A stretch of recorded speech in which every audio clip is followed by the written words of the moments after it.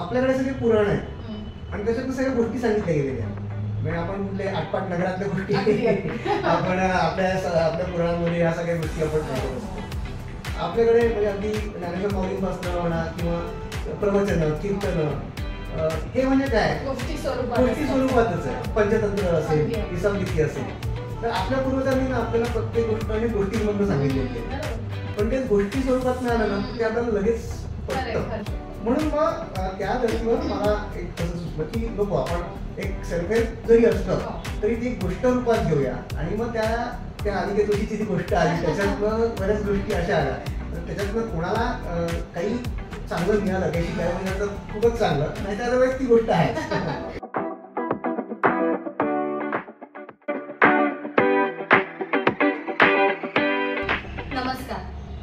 मी तुमची host Priyanka. Piu the storyteller या YouTube चॅनलवर तुमच्या सगळ्यांचं मी मनापासून स्वागत करते. थोडा है थोडे की जरूरत है हे गाणं आपण नेहमी गुणगुणत असतो पण खरंच आपल्याला आयुष्यात सतत काहीतरी पाहिजे असतं पण ते किती आणि काय ते मात्र माहिती नसतं. खरं तर आत्मविश्वास, कठोर परिश्रम, कौशल्य विकास आणि चिकाटी या गोष्टी जर आपण आत्मसात केल्या तर नक्कीच आपण आपल्या आयुष्यातलं ध्येय नक्कीच गाठू शकतो. या सगळ्या गोष्टी बोलण्याचं कारण म्हणजे आज आपल्या एपिसोड मध्ये एक खास पाहुणे आले. ते एक स्वतः मार्केटिंग फील्ड मधले असून त्यांचे 4 पॉडकास्टचे चॅनल आहेत आणि हे पॉडकास्ट अतिशय लोकप्रियही आहेत.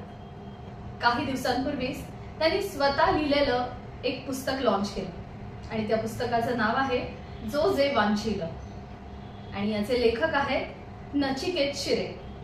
तर परत एकदा आपल्या चॅनलवर नचिकेत शिरे यांचं मी स्वागत करते.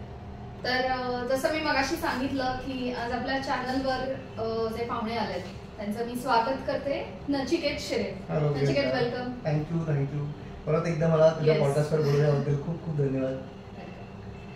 तर आज आमच्या गप्पांचा हाच विषय आहे की त्याचं नवीन लॉन्च झालेलं पुस्तक जे आहे जो जे वांछील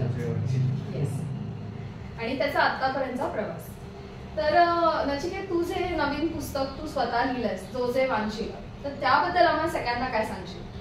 हो, जो जे वांछील हे जे पुस्तक आहे तुला समजा आठवत असेल तर मागच्या वेळेस आपण तुझ्या पॉडकास्टमध्ये गप्पा केल्या होत्या तेव्हा मी इन्स्पिरेशन गट्टा या माझ्या पॉडकास्टबद्दल जरा माहिती दिली थोडक्यात आणि त्याच्यात हे सांगितलं होतं मी की त्याच्या माध्यमातून मी खूप अनेक अशा वेगवेगळ्या लोकांना भेटलो की ज्यांच्याकडनं मला खूप शिकायला मिळालं आणि खूप भरपूर शिकायला मिळालं.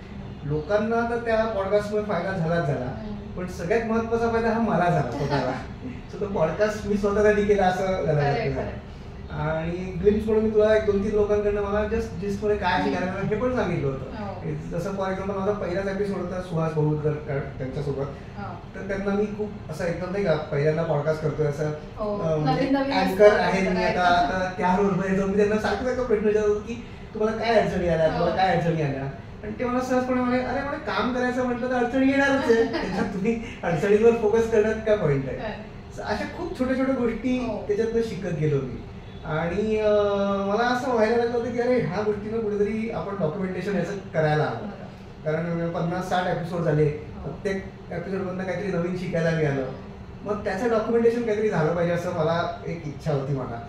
आणि आपल्या एक को पॉडकास्टर्स आहेत नित्या सोनवणे ज्या एक पब्लिशर आहेत त्यांचं नेम प्री पब्लिकेशन हाऊस नावाने त्यांचं स्वतःचं प्रकाशन संस्था आहे. तर योगायोगाने त्या पण मला भेटल्या आणि त्या म्हणे की तू लिही काहीतरी कारण त्यामुळे मला असं वाटतं तू लिहू शकतो म्हणून. त्याच्या आधी कधीच काही लिहिलेलं नव्हतं माझ्या साधं पेपरमध्ये लेखही आलेला नव्हता आणि मग त्यांनी मला सांगितलं मग मी लिहायला घेतलं आणि योगायोग असं झाला की त्याच वेळेस मला दुसरं पण एक ऑफर आली उज्ज्वला बरोबर म्हणून की पॉडकास्टिंगवर पुस्तक आपण सोबत लिहूया म्हणून. सो काहीच मी आधी लिहिलं होतं त्याच्यानंतर आता 2 पुस्तकं आलेली आहेत. तर त्यातल्या एखाद्या स्टोरी किंवा त्या पुस्तकामध्ये नक्की आम्हाला काय वाचायला मिळेल त्याची ग्लिम्स आम्हाला सांगशील का? सो हे पुस्तक म्हणजे कादंबरी आहे बेसिकली. हे पॉडकास्ट मधनं जरी असेल तरी ही कादंबरी आहे. सो या कादंबरीचा नायक आहे अनिकेत जोशी. तर तो टिपिकल मिडल क्लास फॅमिलीतनं आलेला आहे आणि याच्या ब्लर्ब मध्ये मी असं दिलंय की थोडा है थोडे की जरूरत आहे. म्हणजे प्रत्येकाच्या आयुष्यात आपल्याला किती कुठेही असलो तरी असं वाटत असतं काहीतरी वेगळं करायचं, अजून काहीतरी बेटर करायचं. पण हे प्रत्येकाला जरी वाटत असलं तरी आपल्या प्रत्येकाला ना काहीतरी नवीन करण्यासाठी काहीतरी सुरुवात करण्यासाठी ते होत नाही, फक्त ते डोक्यातच विचार कृती नाही होत नाही त्याच्यातनं. आधीच्या आपल्या पास्टच्या आपल्याला सगळ्या गोष्टी आठवत असतात की मी तेव्हा काहीतरी केलं होतं, त्यात फेल झालं होतं. या सगळ्या हे बर्डन असतं, हे बॅगेज असतं आपल्या मनावरती. सो आपण नवीन काही करायचा प्रयत्न करत नाही जरी विचार असला तरी. सो हा अनिकेत जोशी जो असतो त्याच्या पण आयुष्यात असंच सगळं चाललेलं असतं.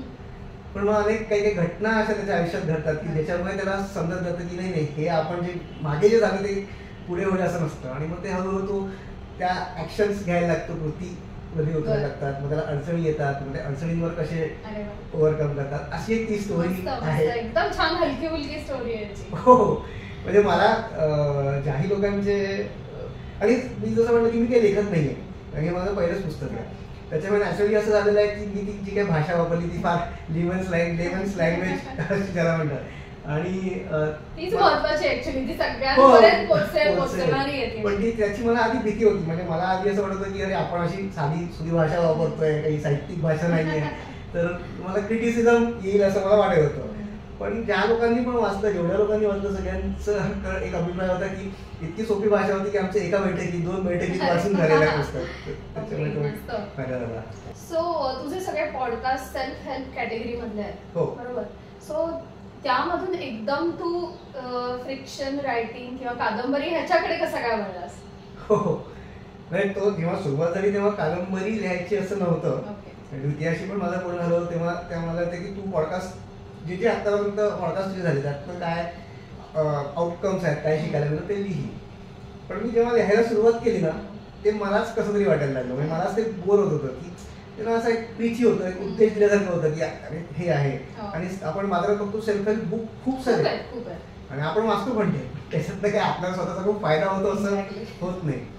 सो मला तेव्हा थोडासा एक डीप लेवलला विचार मी केला, तर माझं असं लक्षात आलं की आपला जो मेंदू आहे, आपला जो ब्रेन आहे, तो कशा प्रकारे वायर झालेला आहे की इतक्या वर्षांपासून आपला एक जो मराठी माणूस म्हणा किंवा हिंदू म्हणा किंवा भारतीय आपण म्हणू, तर आपल्या याच्यामध्ये संस्कृतीमध्ये ना एक आपण वेस्टर्न संस्कृती बघूया. इथे आपण समजा बघितलं इस्लाम आहे किंवा ख्रिश्चनिटी आहे किंवा ज्युडिझम आहे, हे सगळे जे समाज आहेत ते समाज ना एका पुस्तकाने काही नियमांनी बांधले गेलेले आहेत. ते ब्लॅक अँड व्हाईट मध्ये लिहिलेले आहेत की त्यांच्या पुस्तकांमध्ये की ह्या गोष्टी लिहून ठेवलेल्या, रूल्स अँड रेग्युलेशन्स. की इस्लाम म्हणजे काय तर कुराणामध्ये हे गोष्टी, ख्रिश्चनिटी म्हणजे काय बायबल मध्ये गोष्टी लिहिलेल्या आहेत. आपल्याकडे असं काही नाहीये, आपल्याकडे एक धर्मग्रंथ नाहीये किंवा असं हा पुस्तकात त्याचं हेच मानलं पाहिजे असं काही नाहीये. आपल्याकडे सगळे पुराण आहे आणि त्याच्यातून सगळ्या गोष्टी सांगितल्या गेलेल्या आहेत. म्हणजे आपण कुठले आटपाट नगरातल्या गोष्टी आपण आपल्या पुराणांमध्ये या सगळ्या गोष्टी आपण ऐकत असतो. आपल्याकडे म्हणजे अगदी ज्ञानेश्वर माऊलींपासून म्हणा किंवा प्रवचन, कीर्तन, हे म्हणजे काय गोष्टी स्वरूपातच आहे. पंचतंत्र असेल, ईसामनीती असेल, तर आपल्या पूर्वजांनी ना आपल्याला प्रत्येक गोष्ट हे गोष्टींमधून सांगितलेली आहे. आपल्याला कुठल्या गोष्टी आपल्या मेंदूला असं ब्लॅक अँड व्हाईट मध्ये कोणी लिहायला गेलं की, म्हणजे आमच्या नागपुरी भाषेत त्याला म्हणतात की सायना नको बनू रे, म्हणजे जास्त हुशार बनून आपण नको असं ते असतं. तर कोणीतरी आपल्याला उद्देश द्यायला गेलं की आपल्याला ते आवडत नाही, आपल्याला पटत नाही. पण ते गोष्टी स्वरूपात नाही आलं ना ते आपल्याला लगेच पटतं किंवा आपल्याला वाटतं की अरे हे तर माझ्याबरोबर असंच झालेलं होतं. सो ते मला कुठेतरी असं स्ट्राईक झालं की जे आपण लिहितो ना हे काही बरोबर होत नाहीये. म्हणजे आपण खूप प्रीची वाटतंय, आपण लोकांना उपदेश केल्यासारखं वाटतंय आणि आपण स्वतः काय केलेलं आहे. मग तो पण एक प्रश्न येतो की तुम्ही लोकांना सांगताय तुम्ही स्वतः काय केलेलं आहे असं पण येतं. म्हणून मग मी म्हटलं की नको, असं नको, काहीतरी गोष्टी रूपात ते आलं पाहिजे.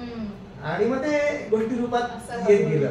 इव्हन तू सिनेमाबद्दल म्हणतो, 3 इडियट्स आपण समजा एक उदाहरण घेतलं, 3 इडियट मधनं शिकण्यासारखं खूप काही काही आहे.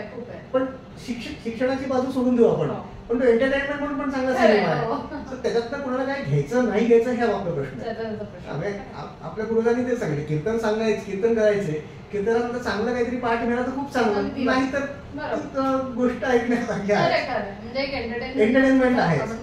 म्हणून मग त्या धर्तीवर मला एक असं सुचलं की नको, आपण एक सेल्फ हेल्प जरी असलं तरी ती गोष्ट रूपात घेऊया आणि मग त्या अनिकेत जोशीची जी गोष्ट आली त्याच्यातनं बऱ्याच गोष्टी अशा आल्या. त्याच्यातनं कोणाला काही चांगलं मिळालं, काही शिकायला मिळालं तर खूपच चांगलं, नाही तर अदरवाईज ती गोष्ट आहे. नाही तुझे इव्हन मी इंस्टावर स्टोरी मध्ये सुद्धा फीडबॅक बघते ना, की छान फीडबॅक असतात सगळ्यांचे आणि प्रतिक्रिया सुंदर असतात. तुला हे सगळं गोष्ट लिहायला किती दिवस लागले किंवा वर्ष लागले? हो, याला मला खूप दिवस लागले, मला जवळजवळ 1 वर्ष लागलं. कारण मला लिहायची अजिबात सवय नव्हती. म्हणजे ऑफिसच्या कामासाठी आपण जे काय लिहित होते, पण अदरवाईज लिहायची सवय अजिबात नव्हती. त्यात मराठी लिहिणं हे शाळेनंतर पहिल्यांदाच केलं होतं. त्यात मला मुद्दामून मराठीतच लिहायचं होतं, इंग्लिशमध्ये लिहायचं नव्हतं. सो ती सवय नव्हती. त्यानंतर आपण काय म्हणतो आपल्या स्वभावात असतं, सो ते करत करत पण मग मी एक नियम लावला की रोज ऍटलिस्ट 100 शब्द तरी लिहायचे, 50 शब्द तरी लिहायचे. बसायचं, लॅपटॉप उघडून बसायचं, जे सुचेल ते. पण ते कारण ती गोष्ट लिहिताना ना, आपण जेव्हा नॉन फिक्शन लिहितो, जेव्हा सेल्फ हेल्प बद्दल लिहितो, तेव्हा आपल्याला मुद्दे माहिती आहेत, ते मुद्दे सुद्धा आपण लिहून, पण गोष्ट त्या गोष्टी एकमेकाला जुळत जुळवणं, त्यांचे संबंध जुळवणं, त्याच्यामुळे ती एक गोष्ट पूर्ण कम्प्लीट होणं, कम्प्लीट होणं हे खूप त्याच्यामुळे त्याला मला वेळ लागला. पण आय एम हॅपी की जे काय आलं ते. तू खरं तर मार्केटिंग फील्ड मधला आहेस. हो. त्यानंतर मग हळूहळू तू पॉडकास्ट चालू केलेस. त्यानंतर आता लिखाण, 2 पुस्तकं तुझी आली आहेत. आणि हे सगळं एकदम तुझ्या मिडल लाईफ मध्येच तू स्टार्ट केलंस, बरोबर? तर कधी तुला मिडल लाईफ क्रायसिस कधी फेस करावा लागला? हो, म्हणजे करावा लागला तर प्रत्येकाच असतो. आता खूप कॉमन एक हे झालेला आहे की साधारण 35-40 आली की आपण जे काय करतोय त्याच्यात थोडासा कंटाळा यायला आणि कुठेतरी आपले आधीचे काहीतरी जुने स्वप्न जे आपण जेव्हा परस्यू केलेले नसतात ते आता करायची इच्छा जागृत व्हायला लागते. हे खूप कॉमन झालेलं आहे आजकालच्या जगामध्ये. तेव्हा माझा पण तो प्रश्न होताच आणि मी साधारण 2017-18 पासून काहीतरी शोधत होतो की काय करायचं, काय करता येईल आपल्याला आणि काहीतरी वेगळं जे करतोय त्यात खुश खूप, म्हणजे ऑफकोर्स पोटापाण्यासाठी ते करावं लागणार आहेच, बट त्याच्यात खूप मजा नाही येते. काहीतरी वेगळं करायला हवं आणि मग हळूहळू त्याच्यातनं पण पैसे कमवून मग हे सोडून ते करायचं असं एक मनात होतं. आणि मग योगायोगानं पॉडकास्ट माझ्या आयुष्यात आला, त्याच्यामुळे खूप छान ते हे झालं. आणि ह्याच्यामध्ये पण एक मिड लाईफ क्रायसिस हा पण एक आता कॉमन टर्म झाली आहे प्रत्येकाच्या लाईफमध्ये. हो, त्याच्याबद्दल विचार केला ना, तो पण एक असा मुद्दा आहे ना की आता तू समजा बघितलं ना की आपल्या आजोबांची पिढी जी होती तर त्यांच्यासाठी सर्व्हायव्हल हेच एक होतं. म्हणजे त्यांना काही बाकी काहीच नव्हतं, कारण मोठं परिवार असायचं, खूप लोक असायचे, त्यांना सगळ्यांना बरोबर खाऊ घालणं 2 वेळा हे त्यांच्यासाठी तेवढंच त्यांच्यासाठी हे होतं. आपल्या वडिलांची जी पिढी होती त्यांना सर्व्हायव्हल प्लस थोडेसे अँबिशन्स की घर बांधणं आहे किंवा अजून मुलांना चांगलं शिकवणं आहे, गाडी घ्यायची, हो, असं थोडंफार मिक्स होतं. तर ते होतं. आपल्या आयुष्यात आता काय झालेलं आहे माहिती का की पोट भरलेलं आहे, सर्व्हायवलचं आपल्याला एवढं टेन्शन नाही की आपण माहिती की काही झालं तरी आपण कुठेही काही करून सर्व्हाइव्ह करून घेऊ. 20-25 हजाराची नोकरी आज कुठेही कुणालाही मिळते, त्याच्यामुळे पोट भरण्याचं आज काही राहिलेलं नाही.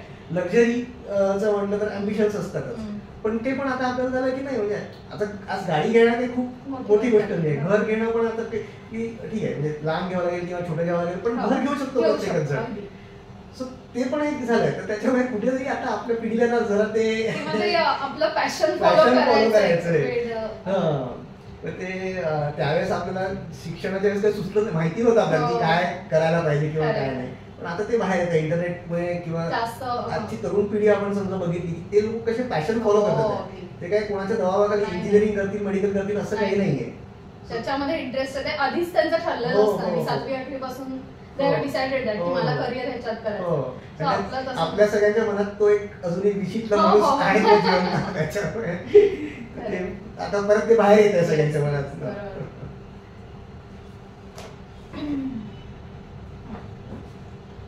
तर आपण मगाशी जशी टर्म वापरली की मिडल लाईफ क्रायसिस, तर हे नक्की काय आहे आणि ते कधी होतं आणि कशामुळे होतं? हा, तेच म्हणजे की एक 35-40 झाली की तुम्हाला साधारण अगदीच तुम्ही एखाद्या वरच्या लेवलला खूप किंवा काहीतरी वेगळं करत असाल तर ती गोष्ट वेगळी आहे. पण अदरवाईज तुम्ही नॉर्मल जॉब करत असाल, नॉर्मल काही काम करत असाल तर मोनोटोनस लाईफ बनते की आता याच्या पुढे खूप जाणं हे थोडंसं कठीण व्हायला लागलेलं असतं. किंवा आता इंटरनेट आणि या सगळ्यामुळे हे झालेलं आहे की आज जग ओपन झालेलं आहे, अनेक गोष्टी आपल्याला माहिती झाल्या, अपॉर्च्युनिटीज खूप ओपन झाल्या आहे. त्याच्यामुळे अरे असं एक कुठेतरी फिलिंग, अरे हे मी करू शकलो असतो किंवा हे मला करायचंय, ही जी फिलिंग यायला लागते ना. आणि मग ते तोपर्यंत एक कॉन्फिडन्स सुद्धा एक बूस्ट झालेला असतो, मॅच्युरिटी आलेली असते, थोडेफार पैसे जमा झालेले असतात की नोकरी सोडली तरी आहे, म्हणजे सर्वायवलला काही प्रॉब्लेम नाही आहे, असं एक ते हे असतं. त्याच्यामुळे हा जो फेज येतो की नाही यार हे ज्या तुम्हाला सारखं ऑफिसला जायला कंटाळायला लागतो ना, ती फेज जी आहे त्याला मिड लाईफ क्रायसिस म्हणतात. आणि ती आता बऱ्यापैकी आपल्या ऍटलिस्ट भारतातल्या मोठ्या शहरांमध्ये आता बऱ्यापैकी कॉमन झालेलं आहे. त्याच्यामुळे आता आपण समजा बघत असेल की करिअर चेंज करणं अगदीच वेगळं, म्हणजे कंपन्या चेंज करणं हे तर कॉमन होतं, पण करिअर पूर्णपणे चेंज करणं हे आता आपण बघायला लागलोय, लोक करतात की 40, 30, 35 करायला लागले, भीती वाटत नाही आता लोकांना. सो तो एक कॉन्फिडन्स आता, कारण आता कसं सर्टिफिकेशन कोर्सेस सुद्धा एवढे इझिली अवेलेबल होतात आपल्याला. हो, सर्टिफिकेशन कोर्सेस अवेलेबल होतात, पण आता कोर्सेसची गरज पण नाही, सर्टिफिकेशनची गरज नाही. तू हे जे पुस्तक लिहिलंस त्यामधल्या एका गोष्टीतून आम्हाला सेल्फ हेल्प कशी मिळू शकेल ते एखादं उदाहरण तू आम्हाला सांग. हो, म्हणजे एकच उदाहरण द्यायचं तर एक मी सांगितलं की प्रोक्रॅस्टिनेशन, की दिरंगाई. म्हणजे आपण कुठली गोष्ट टाळमटाळ करत असतो, ते हे का करत असतो, आता ह्याचे कारण भरपूर आहेत. ते हे मी लिहिलं तर मी एक करून लिहू शकलो असतो, पण गोष्टीत कसं सांगायचं. सो मग हा अनिकेत जोशी जो असतो त्याचा एक स्वप्न असतं की त्याला पुस्तक लिहायचं असतं, पण ती कन्सिस्टन्सी त्यात नसते. तो लिहायला घेतो पण ते कन्सिस्टंटली लिहू नाही शकतो. मग त्याच्यात असा एक आपण सीन आहे की तो त्याच्या मैत्रिणीशी बोलत असतो, आरती आणि अनिकेतचं संभाषण आहे त्याच्यामध्ये, की आरती ही ती NLP एक्सपर्ट असते, की ती न्यूरो सायन्स वगैरे त्या फील्डमध्ये असते. मग तो तिला विचारतो की असं होतंय, कन्सिस्टन्सी राहत नाहीये, मग कसं करायचं. मग ती त्याला काही काही थेरीज सांगते की असं असं होऊ शकतं, अरे दिरंगाईचे कारण काय आहेत. त्या गप्पा आहेत त्यांच्या, गप्पांमधनं ते दिरंगाईचे कारण. मग तो डोक्याचे हा हे असं असू शकतं की फॉर एक्झाम्पल परफेक्शन, म्हणजे तो पत्रकार असतो त्याला तो पुस्तक लिहायचं असतं. सो असं होऊ शकतं कधी कधी की आपण स्वतःचे ना खूप बेंचमार्क हाय ठेवलेले असतात. फॉर एक्झाम्पल पॉडकास्ट करतोय आपण, आपल्या अपेक्षा असतात की माझा पॉडकास्ट नाही या लेवलला व्हायला पाहिजे, पण तो समजा त्या लेवलला होत नसेल तर आणि थोडंसं कमी लेवलला होत असेल तर आपल्यालाच असं वाटतं की नको करायला. पण हे असं आपण विचार केला ना तर मग त्या लेवलला कधी पोहोचणारच नाही. तर सुरुवात तर अशीच होणार ना. फक्त एक कारण असतं की आपण आपला स्वतःचा बेंचमार्क खूप हाय ठेवलेला असतो, अशा बरेचसे कारण असतात. मग त्या आरतीशी बोलल्यानंतरही त्याला काही सुचत नाही. मग तो अजून काय मग तो त्याच्या बॉसशी बोलतो जो त्याचा मित्रासारखा असतो, विचारतो. तो ते त्याला एक टीप देतात. ते म्हणतात की मी ना कुठलंच काम, जे हातात घेतलेलं कुठलंच काम एका दिवसाच्या वरती त्याच्यात ब्रेक घेत नाही. म्हणजे फॉर एक्झाम्पल व्यायाम करायचं मी ठरवलं, तर मग मी कुठे गावाला गेलो किंवा मी आजारी आहे तर एक दिवस सुट्टी घेईल, पण मी 2 दिवस कुठल्याच कामात सुट्टी घेत नाही. कारण मी आज समजा व्यायामाला सुट्टी घ्यायचं ठरवलं, परत उद्या पण सुट्टी घ्यायचं ठरवलं, तर तिसऱ्या दिवशी आपलं मन आपल्याला सांगतं की जाऊ दे आता सोमवारपासून चालू करू. खरंच गोष्टी होतात. हो, असं होतात ना कुठलीही गोष्ट असेल ते. म्हणून ते टीप देतात की अरे नाही, मी एकच दिवस फक्त कुठल्या कामाला सुट्टी देतो. सो असं आहे. मग अजून त्याच्यात अजून अजून तिसऱ्या मित्राशी बोलतो, त्याला म्हणतो अरे तुझ्या थेअरीमध्ये वगैरे कुठे पडतो, पण एकच गोष्ट, तुला समजा काहीतरी चांगलं करायचं आहे तर तुला मेहनत करावीच लागणार आहे. तुला ते काम इच्छा असो नसो ते करावंच लागणार, त्याच्या होत नाही. At the end of the day हेच सत्य आहे. सो ते कन्व्हर्सेशन मधनं आल्यामुळे ते खूप छान वाटतं. शेवटी मग त्याला मग नंतर तो कन्व्हिन्स होतो की नाही हो बरोबर, मला समजा पुस्तक कम्प्लीट करायचं, मला लिहिण्याशिवाय पर्याय नाही. म्हणजे बाकीच्या सगळ्या थेरीज, प्रोक्रॅस्टिनेशन आणि हे मोटिवेशनल व्हिडिओज बघणे त्याला काही अर्थ नाही. व्हॉट मॅटर्स इज मला हे लिहायचंय की नाही लिहायचं. समजा मला लिहायचंय तर मला कन्सिस्टन्सी कुठले काही कमी करावं लागणार. इंटरेस्टिंग आहे, एकदम मस्त आहे. हो, आणि प्रियंका फक्त जाता हे जोजे वांशील पुस्तक तर आहेच, हे मी लिहिलेलं आहे माझ्या शिक्षणात. अमेझॉनवर अवेलेबल आहे, ग्रंथप्रेमी.com वरती. बाकी सगळ्या गोष्टी इव्हन बुक स्टोर्स मध्ये पण अवेलेबल आहे पुण्यात. सो ते आहे. पण पॉडकास्टिंग काय आहे आणि पॉडकास्टिंग तुम्हाला समजा शिकायचं तर हे पॉडकास्टिंग डिजिटल आवाजाची दुनिया हे पण एक पुस्तक आहे. तर ते पण तुम्ही विकत घेऊ शकता आणि वाचू शकता. त्यातनं तुम्हाला स्वतःचा पॉडकास्ट सुरू करायचा असेल तर नक्की मदत होईल. खूपच युजफुल आहे. तर या दोन्ही पुस्तकांच्या लिंक्स मी डिस्क्रिप्शन बॉक्स मध्ये देते. नक्की कोणाला तुम्हाला घ्यायचं असेल तर डायरेक्ट मी परचेस करू शकता. ओके, मस्त. थँक्यू नचिकेत. छान आपलं कॉन्व्हर्सेशन झालं आणि छान गप्पा झाल्या आणि आमच्या नवीन पुस्तकाबद्दल सुद्धा आम्हाला सगळ्यांना कळलं की काय नक्की आहे या गोष्टींमध्ये. सो येस, थँक्यू प्रियंका परत एकदा मला बोलवल्याबद्दल. आणि आशा करू मी मगाशी जसं म्हटलं की मराठी पुस्तक मुद्दाम लिहिलेलं नाहीये. मराठी वाचनाची सवय पण लोकांना राहायला हवी आणि भाषा पण अगदी सोपी म्हटलं तसं तुम्ही खूप दिवसात मराठी पुस्तक वाचलं नसेल, मराठी कादंबरी कधी वाचली नसेल तर याच्यापासून सुरुवात करू शकता. नक्कीच तुम्हाला काही अवघड शब्द नाहीये, क्लिष्ट भाषा नाहीये. सो नक्की विकत घ्या आणि वाचा. सो तुम्हाला आजचा एपिसोड कसा वाटला त्याबद्दल कमेंट सेक्शन मध्ये नक्की कळवा. तुम्ही पीयू द स्टोरी टेलर या युट्यूब चॅनलला नक्की सबस्क्राईब करा, लाईक करा आणि बाकीचे पण एपिसोड तिचे नक्की ऐका आणि शेअर पण करा लोकांबरोबर.